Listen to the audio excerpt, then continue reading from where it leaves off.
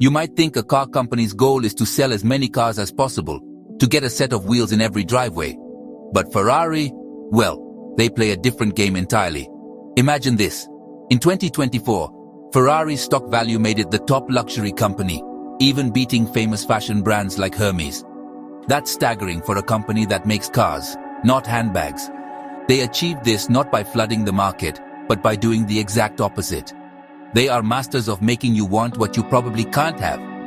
And that, my friends, is a stroke of pure genius that goes all the way back to the main man himself, Enzo Ferrari.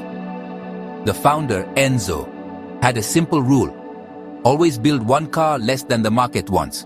This simple idea is the very foundation of Ferrari's empire today. It's a bold strategy that creates an incredible amount of desire. In 2023, they only built around 13,600 cars for the entire world.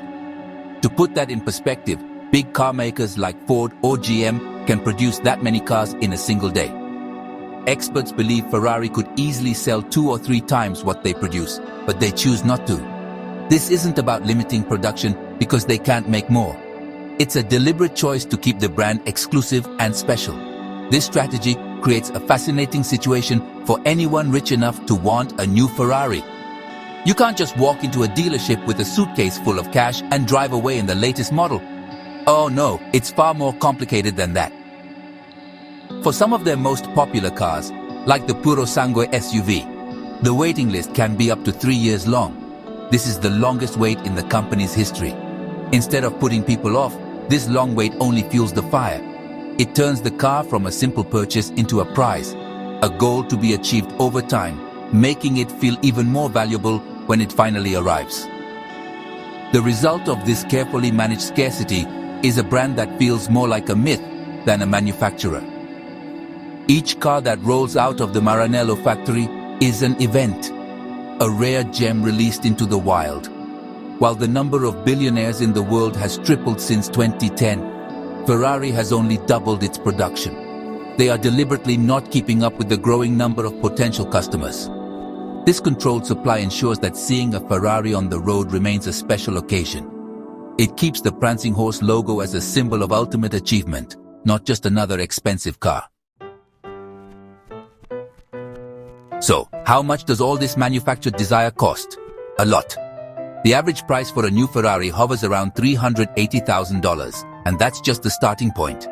Even their entry-level model, the Roma, will set you back about $273,000. This isn't just a price tag for metal, leather, and a powerful engine. You're paying for the story, the racing history, the exclusivity, and the sheer emotion that comes with owning one. The company's boss, Benedetto Vigna, puts it perfectly.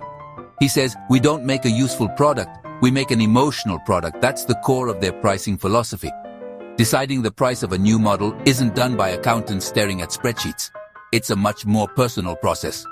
About a month before a new car is launched, the top executives, including the CEO, take it for a drive. They get behind the wheel to feel the car, to experience its sound, its speed, and its character. They try to capture that fresh emotion, and then, based on that feeling, they decide on a price.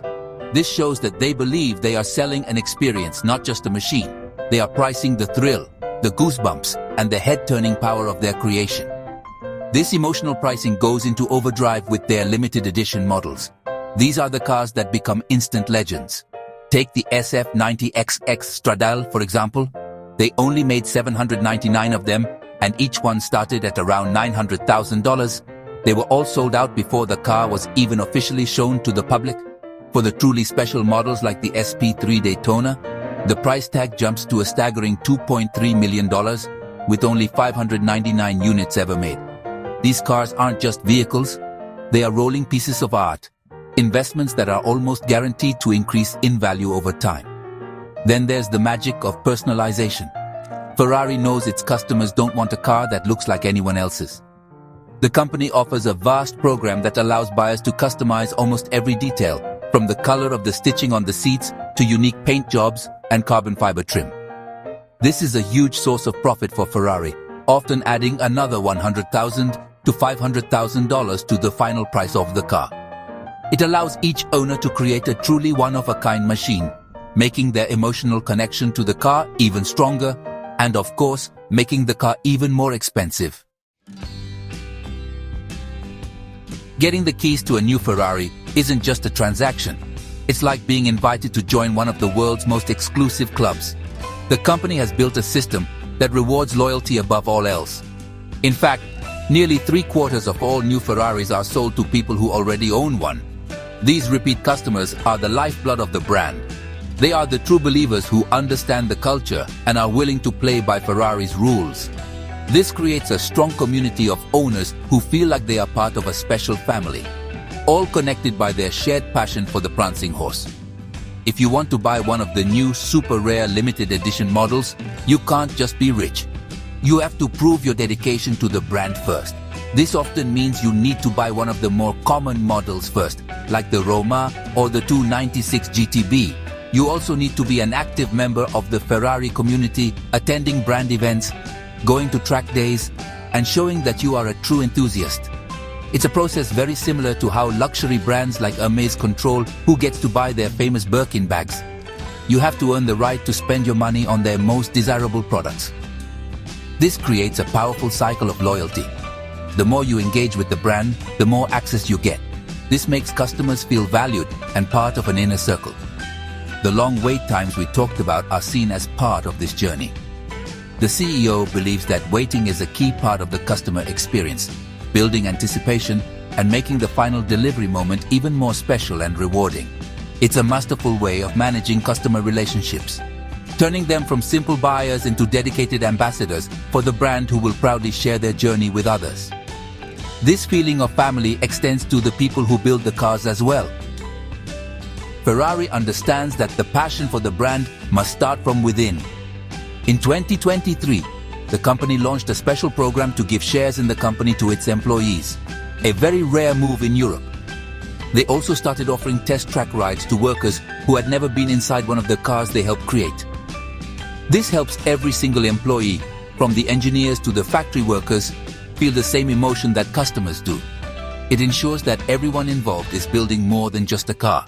They are building a dream.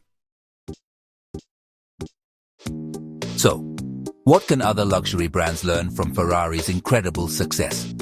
The most important lesson is to focus on emotion over utility. Ferrari's CEO is a former technology expert, yet he insists that the company sells feelings, not just transport. Other luxury brands, whether they sell watches, clothes, or holidays, should ask themselves, what is the core emotion we are selling? Is it a feeling of achievement, of belonging, of adventure? Defining this emotional connection is the first step toward building a brand that people don't just buy, but deeply desire and connect with on a personal level.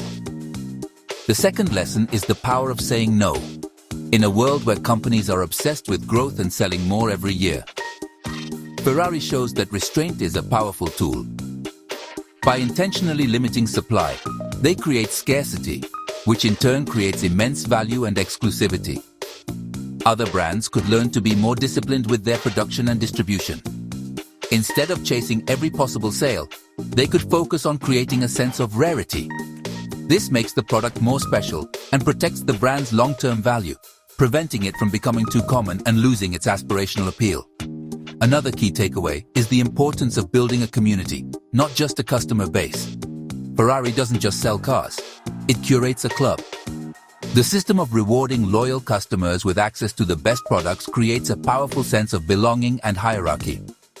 Other luxury brands can replicate this by creating exclusive events, offering special perks to long-time customers, and making them feel like insiders. This transforms a simple purchase into a long-term relationship, fostering a level of loyalty that marketing campaigns alone can never achieve. It's about making your best customers feel like VIPs.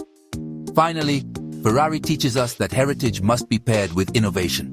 The brand constantly talks about its rich racing history and its founder, Enzo Ferrari.